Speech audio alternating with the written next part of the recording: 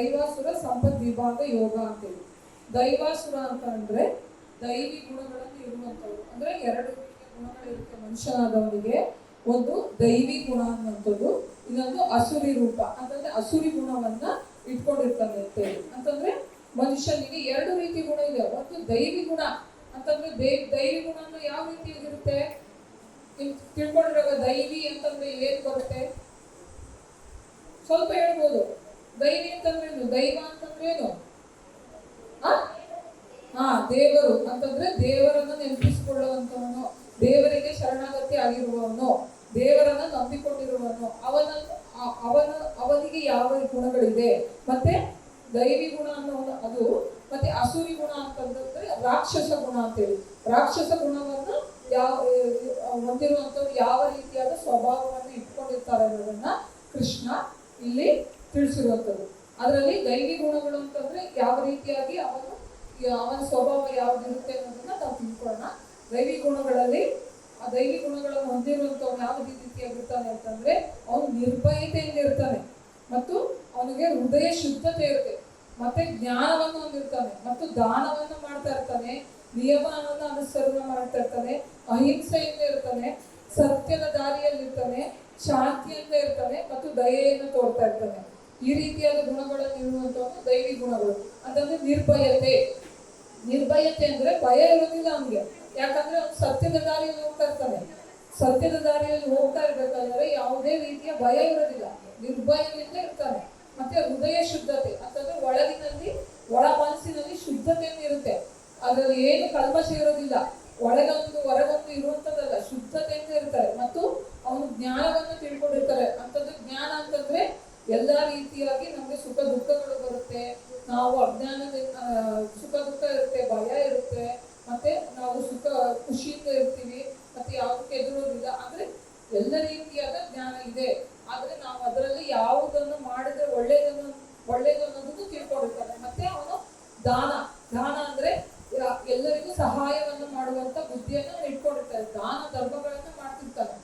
ಯಾರು ದೈವಿ ಗುಣಗಳನ್ನು ಇಟ್ಕೊಂಡಿರೋರು ದಾನ ಎಲ್ಲರಿಗೂ ಯಾರು ಕಷ್ಟದಲ್ಲಿರ್ತಾರೆ ಅವರಿಗೆ ಸಹಾಯವನ್ನು, ತನ್ನಲ್ಲಿರುವಂತ ದಾನವನ್ನು ಕೊಟ್ಟು ಮಾಡುವಂಥದ್ದು.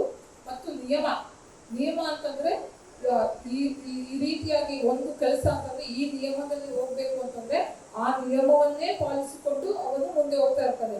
ಆ ನಿಯಮವನ್ನು ಮೀರಿ ಹೋಗೋದಿಲ್ಲ ಅವನು. ಈ ನಿಯಮ ಮಾಡ್ಬೇಕು ಅಂತಂದ್ರೆ ಆ ನಿಯಮದ ರೀತಿಯಲ್ಲಿ ಅದನ್ನೇ ಪಾಲಿಸ್ಕೊಂಡು ಹೋಗ್ತಾ ಇರ್ತಾನೆ. ಮತ್ತು ಅಹಿಂಸೆಯಿಂದ ಇರ್ತಾನೆ. ಅಂತಂದ್ರೆ ಯಾರಿಗೂ ಹಿಂಸೆ ಕೊಡೋದಿಲ್ಲ. ನಾನ್ ಬಿಟ್ರೆ ಯಾರು ಇಲ್ಲ ಅಂತ ಹೇಳ್ಬಿಟ್ಟು ಅವ್ರಿಗೆ ಹಿಂಸೆ ಕೊಟ್ಕೊಂಡು ನಾನ್ ಮಾಡ್ದಂಗೆ ಮಾಡ್ಬೇಕು, ನೀನು ಪ್ರಾಣಿಗಳನ್ನು ಹಿಂಸೆ ಮಾಡುವಂಥದ್ದು, ಅದನ್ನು ಸಾಯಿಸುವಂಥದ್ದು, ಅದಕ್ಕೆ ತೊಂದರೆ ಕೊಡುವಂಥದ್ದು, ಆ ರೀತಿಯಾಗಿ ಮನುಷ್ಯನಿಗೆ ಹಿಂಸೆ ಕೊಡುವಂಥದ್ದು, ಆ ರೀತಿಯಾದ ಮಾರ್ಗದಲ್ಲಿರೋ ಅಹಿಂಸೆ ಮಾರ್ಗದಲ್ಲಿ ಅನುಸರಣ ಮಾಡ್ತಾರೆ. ಮತ್ತು ಯಾವಾಗೂ ಸತ್ಯವನ್ನು ನುಡಿತಾ ಇರಬೇಕು. ಮತ್ತೆ ದಾರಿ ಯಾವತ್ತೂ ತಪ್ಪು ದಾರಿ ಸುಲಭವಾಗಿದೆ, ಅದು ಸುಲಭವಾದ ದಾರಿ ಹೋಗ್ಬಿಡ್ಬೇಕು ಅಂತಂದ್ರೆ ಆಗಲ್ಲ. ಸತ್ಯವಾಗಿ ನಿಜವಾಗಿ ಸರಿಯಾಗಿರುವಂತ ದಾರಿಯಲ್ಲಿ ಹೋಗ್ಬೇಕು. ಮತ್ತು ಶಾಂತಿಯಿಂದ ಇರ್ಬೇಕು.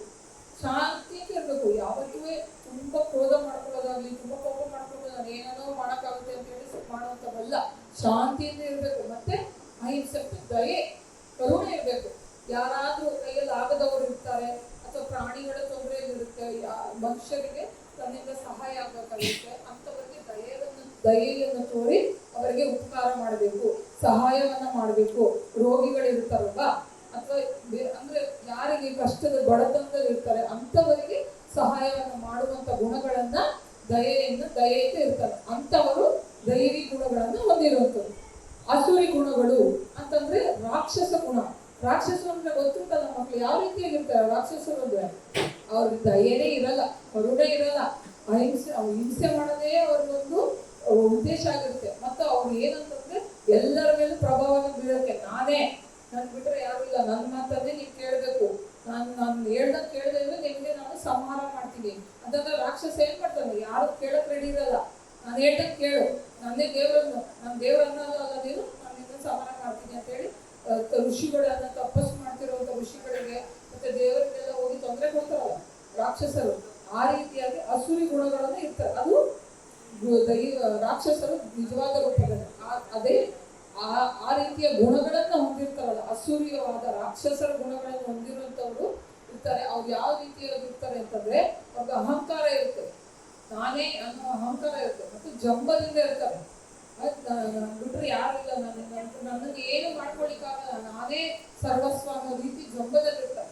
ಮತ್ತು ಕ್ರೋಧ, ಸದಾ ಕೋಪ ಮಾಡ್ಕೊಂಡಿರುವಂಥದ್ದು, ಏನೇನು ಕೆಲಸ ಮಾಡಬೇಕು ಅಂತಂದು ಶಾಂತ ರೀತಿಯಲ್ಲಿ ಹೇಳಿ ಕೆಲಸ ಮಾಡಿಸಲ್ಲ, ಕ್ರೋಧದಿಂದನೇ ಆರ್ಡರ್ ಮಾಡಿ ನೀನು ಇದನ್ನೇ ಮಾಡಬೇಕು, ನೀನು ಮಾಡದಿದ್ರೆ ಸಾಧ್ಯವೇ ಇಲ್ಲ ಅಂತೇಳಿ ಕ್ರೋಧದಿಂದ ಇರ್ತಾರೆ. ಮತ್ತು ಕಠೋರತೆ, ಮೃದು ಸ್ವಭಾವನೇ ಇರಲ್ಲ. ಮೃದುವಾಗಿ ಯಾರ ಹತ್ರ ನಾವು ಏನಾದ್ರು ಮಾಡ್ಬೇಕು ಅಂತಂದ್ರೆ, ಸಹಾಯವನ್ನು ಮಾಡ್ಬೇಕಂತಂದ್ರೆ ಅದಿಲ್ಲೇ ಇಲ್ಲ, ಕಠೋರವಾಗಿ ಮಾಡದೇ ಇಲ್ಲ ಅನ್ನೋಂಥ ಅಷ್ಟು ಕೆಟ್ಟದಾಗಿ ಇರ್ತಾರೆ. ಮತ್ತು ಅಜ್ಞಾನ ಅಂತಂದ್ರೆ ಜ್ಞಾನ ಇರಲ್ಲ, ಅಂತಂದ್ರೆ ಸುಖ ದುಃಖಗಳನ್ನು ಸಮಾನವಾಗಿ ನೋಡ್ಬೇಕು, ನಾವು ಮಾಡುವ ಕೆಲಸವನ್ನು ದೇವರಿಗೆ ಅರ್ಪಿಸ್ಬೇಕು, ಫಲದ ತ್ಯಾಗವನ್ನು ಮಾಡ್ಬೇಕು, ಆ ರೀತಿ ಏನಿಲ್ಲ. ಜ್ಞಾನವನ್ನ ಬಿಟ್ಟು ಅಜ್ಞಾನದಲ್ಲಿ ಇರ್ತಾರೆ. ಅಂಥವ್ರು ಏನಾಗ್ತಾರೆ ಅಂತಂದ್ರೆ ಇದೆಲ್ಲವನ್ನು ಏನಂತಂದ್ರೆ ಅಸುರಿ ಗುಣಗಳನ್ನ ಇಟ್ಕೊಂಡಿರುವಂತವ್ರದ್ದು ಸ್ವಭಾವ ಆಗಿರುತ್ತೆ. ಈ ರೀತಿಯಾದ ಗುಣಗಳನ್ನು ಯಾರು ಇಟ್ಕೊಂಡಿರ್ತಾರೆ, ಅಸುರಿ ಗುಣಗಳನ್ನು ಅವ್ರು ಯಾವತ್ತೂ ಧರ್ಮದ ದಾರಿಯಲ್ಲಿ ಹೋಗಲ್ಲ, ಅವ್ರು ಯಾವತ್ತೂ ಅಧರ್ಮವನ್ನೇ ತಿಳ್ಕೊಂಡು ಹೋಗಿರ್ತಾರೆ. ಅದೇನಾಗುತ್ತೆ ಅಂತಂದ್ರೆ ಅವರು ಈ ಸ್ವಭಾವ ಹೊಂದಿರುವಂಥವ್ರು ಏನಾಗುತ್ತೆ ಅಂದ್ರೆ ಮುಂದೆ ಹೋಗ್ತಾ ಅವರು ಅವನತಿಯನ್ನೇ ಹೊಂದಿರ್ತಾರೆ, ಸಂಸಾರದ ಬಂಧನದಲ್ಲೇ ಇರ್ತಾರೆ, ಅದು ಮುಂದೆ ಹೋಗ್ಲಿಕ್ಕೆ ಸಾಧ್ಯನೇ ಆಗಲ್ಲ ಅವರು. ಹಾಗಾಗಿ ದೇವರನ್ನ ಪಡಿಬೇಕು ಅಂದ್ರೆ ದೇವರನ್ನ ಒಲಿಸ್ಕೋಬೇಕು, ದೇವರು ಅಂದ್ರೆ ಅವನನ್ನ ನಾವು ಒಳ್ಳೆಯ ರೀತಿಯಲ್ಲಿ ನೋಡ್ಬೇಕು ಅನ್ನೋಂಥವ್ರು ನಾವು ದೈವಿ ಗುಣಗಳನ್ನ ಬೆಳೆಸ್ಕೋಬೇಕು. ದೈವಿ ಗುಣಗಳನ್ನ ಯಾರು ಬೆಳೆಸ್ಕೋತಾರೆ ಅವರಿಗೆ ಮಾತ್ರ ದೇವರನ್ನ ಸೇರುವ ಮಾರ್ಗ ಗೊತ್ತಾಗುತ್ತೆ. ಹಾಗಾಗಿ ನಾವು ದೈವಿ ಗುಣಗಳನ್ನು ಈಗ ಅಸುರಿ ಗುಣಗಳನ್ನು ಹೆಚ್ಚಾಗಿ ಮಾಡ್ಕೊಂಡು ಹೋದ್ರೆ ದೇವರು ಸಿಗ್ತಾನ? ನಮ್ಗೆ ದೇವ್ರು ಬೇಕಲ್ವಾ? ದೇವರು ಇಲ್ಲದೆ ಇದ್ರೆ ನಾವೇನು ಮಾಡ್ಲಿಕ್ಕೆ ಸಾಧ್ಯ ಇಲ್ಲ. ಹಾಗಾಗಿ ನಾವು ದೈವಿ ಗುಣಗಳನ್ನ ಇಟ್ಕೋಬೇಕು. ಮತ್ತು ಈ ದೈವಿ ಗುಣಗಳು ಇರೋದೇ ನಮ್ಗೆ ಮುಕ್ತಿಗೆ ಕರ್ಕೊಂಡು ಹೋಗುತ್ತೆ. ಅಂತಂದ್ರೆ ದೇವರನ್ನ ಸುಲಭ ಅಂತ ಅನ್ನೋದಕ್ಕಿಂತ ದೇವರ ಬಳಿಯಾಗಿ ಹೆಚ್ಚಾಗಿ ಕರ್ಕೊಂಡು ಹೋಗುವಂಥದ್ದು. ಹಾಗಾಗಿ ಇದನ್ನ ಹೇಳಿರುವಂಥದ್ದು ಅಂದ್ರೆ ಮನುಷ್ಯನ ಸ್ವಭಾವವನ್ನ ನಾವು ಗುರುತಿಸ್ಕೋಬೇಕು. ನಮ್ಮಲ್ಲಿ ಯಾವ ರೀತಿಯಾದ ಗುಣಗಳಿದೆ, ನಮ್ಮಲ್ಲಿ ಅಸುರಿ ಗುಣ ಇದೆಯಾ ಅಥವಾ ದೈವಿ ಗುಣ ಇದೆಯಾ ಅನ್ನೋದು ಗುರುತಿಸ್ಕೋಬೇಕು. ಮನುಷ್ಯನ ಅಂತ ಅಂದಮೇಲೆ ಅವೆರಡು ತರದ್ದು ಗುಣಗಳಿರುತ್ತೆ. ಆದ್ರೆ ನಾವು ಗುರುತಿಸ್ಕೊಂಡು ನಮ್ಮಲ್ಲಿರುವಂತ ಅಸುರಿ ಗುಣಗಳನ್ನ ಆದಷ್ಟು ಕಮ್ಮಿ ಮಾಡಿಕೊಂಡು ದೈವಿ ಗುಣಗಳನ್ನ ಬೆಳೆಸ್ಕೊಳ್ಳುವಂತ ನಾವು ಗಮನವನ್ನು ಹರಿಸಿದಾಗ ಭಗವಂತ ನಮಗೆ ಒಲಿತಾನೆ ಅನ್ನೋದನ್ನ ನಾವು ಯಾವ ಇದರಲ್ಲಿ 16ನೇ ಅಧ್ಯಾಯದಲ್ಲಿ ಏನಂತ ಹೇಳಿದ್ವಿ, ದೈವಾಸುರ ಸಂಪದ್ವಿಭಾಗದಲ್ಲಿ ಅದನ್ನು ತಿಳ್ಕೊಳ್ಳುವಂಥದ್ದು.